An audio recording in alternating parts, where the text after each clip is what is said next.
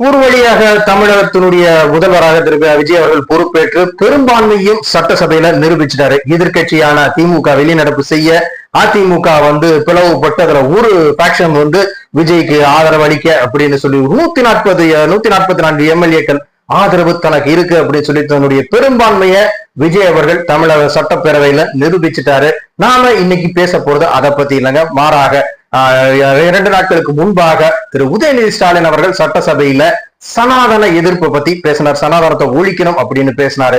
இந்த ஒரு புதிய அரசாங்கம் அமைந்து அந்த அமைச்சரவை பொறுப்பேற்கக்கூடிய இந்த சட்டசபை கூடக்கூடிய இந்த தருணத்துல இதை பத்தி பேச வேண்டிய அவசியம் என்ன, இதுக்கு பின்னாடி இருக்கக்கூடிய அரசியல் என்ன அப்படிங்கறத தான் இன்னைக்கு பதிவுல நாம பார்க்க போறோம். ஏன்னா இது நாளைக்கு எந்த அளவுக்கு விஜய்க்கு ஒரு சேலஞ்சாக இருக்கும் அப்படிங்கறத தான் இந்த பதிவுல நாம பார்க்க போறோம். இன்னைக்கு நம்ம வீடியோக்குள்ள போறதுக்கு முன்னாடி நம்ம சேனலை சப்ஸ்கிரைப் பண்ணாதவங்க சப்ஸ்கிரைப் பண்ணிடுங்க, மறக்காம பெல் பட்டனை கிளிக் பண்ணிடுங்க. வாங்க இன்னைக்கு நம்ம வீடியோக்குள்ள போலாம்.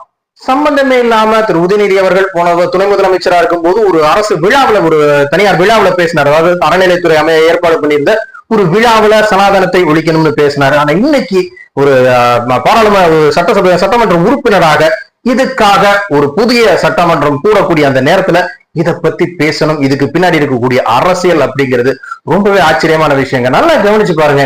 விஜய் அவர்களுடைய ஓட்டு அப்படிங்கிறது பெரும்பான்மையாக சிறுபான்மையினர் ஓட்டு தான் அவர் வாங்கியிருக்காரு அப்படிங்கிறது எல்லாத்துக்குமே தெரிஞ்ச விஷயம். அந்த அரசியல் விமர்சகர்கள் எல்லாருமே ஏற்றுக்கொள்ளக்கூடிய விஷயம் இதுதான். இப்போ இந்த மாதிரியான ஒரு கமெண்ட்டை உதயநிதி ஸ்டாலின் அவர்கள் வைக்கும் போது அவர் சொல்லக்கூடிய மெசேஜ் என்ன அப்படின்னா, நாங்க இன்னும் சிறுபான்மையினருக்காக நிக்கிறோம், நீங்க எங்களுக்கு ஓட்டு போடல அப்படின்னு சொன்னாலும் நாங்க உங்களுக்காக பேசுவோம், போராடுவோம், உங்களுக்கு ஆதரவாக நிற்போம் அப்படிங்கிற ஒரு ஸ்ட்ராங்கான ஸ்டேட்மெண்ட்டை இந்த சட்டசபையிலேயே அதை சொல்றது மூலமாக உதயநிதி ஸ்டாலின் அவர்கள் அந்த சமூகத்துக்கு கொடுக்கிறாரு அப்படிங்கிறது தான் இதுல இருக்கக்கூடிய ரொம்ப பிரதானமான ஒரு அரசியல். இப்ப இப்படி சொல்றது மூலமா விஜயுடைய ஓட் பேங்கையும் டார்கெட் பண்றாரு திரு உதயநிதி ஸ்டாலின் அவர்கள். அதாவது இந்த சிறுபான்மை மக்கள் ஓட்டை வச்சுதான் நீங்க ஜெயிச்சீங்க, இந்த முறை உங்களுக்கு வாய்ப்பு அளிச்சுட்டாங்க, அடுத்த முறை நாங்க அவங்களை விட மாட்டோம், இன்னும் அவங்களை எங்க கண்ட்ரோல்ல வச்சிருப்போம் அப்படிங்கிற ஒரு இதையும் செக்கையும் விஜய் அவர்களுக்கு வைக்கிறாரு. அதனால அந்த சிறுபான்மை ஓட்டு இந்த தடவை உங்களுக்கு விழுந்துருச்சு. அடுத்த முறை நீங்க இந்த காரணங்கள் இல்ல, வேற ஏதாவது ஒரு காரணங்களுக்காக உங்களுக்காக ஓட்டு போடாம எங்களுக்காக ஓட்டு போடுறப்போ உங்களுக்கு அடுத்த சாய்ஸ் நாங்களா தான் இருப்போம் அப்படிங்கிறதையும் விஜய் அவர்களுக்கு சொல்றாரு. ஏன்னா இந்த சில ஓட்டுகள் மாறும் போது கூட அந்த வெற்றி தோல்வியை தீர்மானிக்கும். அதனால உங்களுக்கு விழுந்த அந்த வாக்குகளை நாங்க எப்படியும் மீட்டெடுப்போம் அப்படிங்கிற ஒரு மெசேஜையும் விஜய் அவர்களுக்கு சொல்றாரு. அதனால இந்த மைனாரிட்டி ஓட் பேங்க், விஜயுடைய மைனாரிட்டி ஓட் பேங்க இன்னும் நாங்க டார்கெட் பண்ணிட்டு தான் இருக்கோம், அதை எப்படியும் அடைவோம் அப்படிங்கிற ஒரு ஸ்ட்ராங்கான மெசேஜை விஜய் அவர்களுக்கு கொடுக்கிறாரு. ஆனா உண்மையிலேயே இந்த விஷயத்துக்கு பின்னாடி இருக்கக்கூடிய அரசியல் என்ன அப்படின்னா, இது விஜய் அவர்களுக்கு எதிர்கட்சிகள் கொடுக்கக்கூடிய திமுக கொடுக்கக்கூடிய ஒரு அல்டிமேட்டம். அதாவது இந்த விஷயத்துல விஜய் அவர்கள் எந்த விதமான கருத்தையும் தெரிவிக்க முடியாது. எதை தெரிவிச்சாலும் அது திமுகவுக்கு சாதகமா போகும்.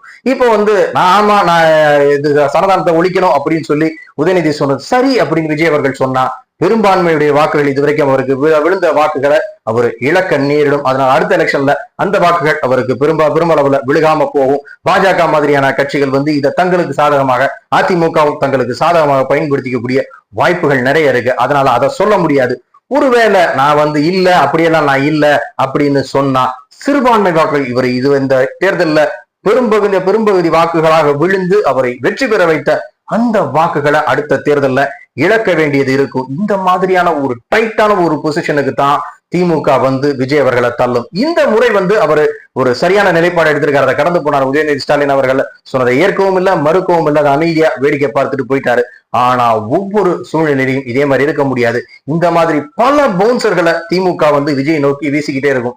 அதை அவர் எந்த நிலைப்பாடு எடுத்தாலும், எந்த முடிவு எடுத்தாலும் அதை தங்களுக்கு சாதகமாக மாத்திக்க திமுக முயற்சி பண்ணும். அந்த மாதிரியான ஒரு விஷயங்களை செய்யக்கூடிய இதுல திறமை திமுகவுக்கு நிரம்பவே இருக்கு. ஏன்னா ஜெயலலிதா, எம்ஜிஆர் மாதிரியான வலுவான ஆளுமைகளையும் திணறச் செய்தவர்கள் இந்த திமுக. அதனால இந்த மாதிரி நிறைய அல்டிமேட்டம்ஸ் விஜய் அவர்களுக்கு வரும். அதை அவர் ரொம்ப கவனமாக கடந்து வரணும் அப்படிங்கிறது தான் இதுல இருக்கக்கூடிய ரொம்ப ஒரு சூட்சுமமான அரசியல். அதாவது இதுவரைக்குமான தன்னுடைய அரசியல் பயணத்துல அவருடைய விஜயுடைய அரசியல் நிகழ்வுகள் ரொம்பவே கால்குலேட்டட் ரிஸ்காவும் ரொம்ப கால்குலேட்டட் மூவ்ஸாவும் இருக்குன்னு தான் சொல்லணும்.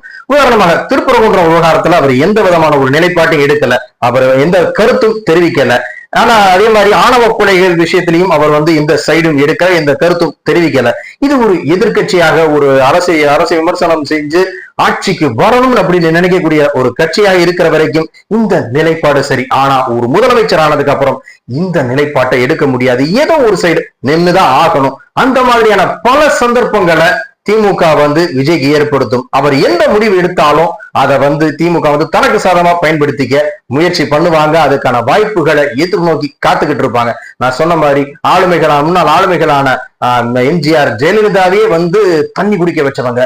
அப்படி இருக்கும்போது விஜய் வந்து எப்படி இதை சமாளிக்கிறான்னு பார்ப்போம். பொதுவாக விஜயனுடைய ஆட்டிடியூட் அப்படிங்கிறது ரொம்ப அமைதியா இருப்பாரு, பேச வேண்டிய நேரத்துல கரெக்டா பேசுவாரு அப்படிங்கிறது தான் இதுவரைக்கும் அவர் நிரூபிச்சிருக்காரு. அதே மாதிரிதான் இனிமேலும் இருப்பாரு அப்படின்னு பார்ப்போம். சோ இந்த டிஎம்கே வீசக்கூடிய இந்த பவுன்சர்களின் யாக்கர்களையும் விஜய் அவர்கள் கண்டிப்பா சிறப்பான முறையில அடிச்சு ஆடி ஒரு நல்ல ஒரு அதிரடி ஒரு முதல்வராக இருப்பாரு அப்படின்னு எதிர்பார்க்கலாம். இந்த பதிவு உங்களுக்கு பிடிச்சிருக்கும் நினைக்கிறேன். இந்த வீடியோ பற்றி உங்களுடைய கருத்துக்களை கமெண்ட் பண்ணுங்க. இந்த பதிவு உங்களுக்கு பிடிச்சிருந்தா லைக் பண்ணுங்க, ஷேர் பண்ணுங்க, மறக்காம நம்ம சேனல்ல சப்ஸ்கிரைப் பண்ணிடுங்க. மீண்டும் இது போன்ற சுவையான ஒரு பதிவுல உங்களை சந்திக்கிறேன். அதுவரை உங்களிடமிருந்து விடைபெறுகிறேன். நன்றி, வணக்கம். தடம் பதிப்போம்.